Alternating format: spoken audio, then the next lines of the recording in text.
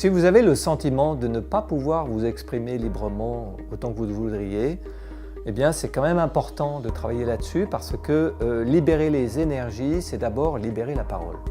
Et libérer la parole, c'est donner la parole à tout le monde, y compris à vous. Donc il y a des temps pour les échanges, ouverts, constructifs. Il faut des temps comme ça et ils n'existent pas partout dans toutes les équipes. C'est peut-être parce qu'il en manque justement chez vous que vous souffrez de ce manque de liberté d'expression. Ça va être tout noir. Ta gueule. Ça va être tout noir. Ta gueule.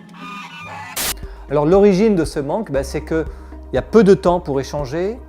Ce sont toujours les mêmes qui parlent, qu'on appelle les grandes gueules.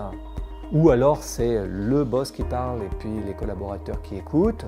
Ou alors tout simplement parce que je ne me sens pas libre de parler par peur du jugement, parce que peut-être qu'il manque de bienveillance dans l'équipe. Alors ça, c'est injuste. C'est vraiment trop injuste. Alors, ça m'impacte moi-même. Je suis assez frustré de ne pas pouvoir dire ce que je pense, alors que je pense pouvoir apporter des idées constructives pour l'intérêt de l'équipe et du groupe.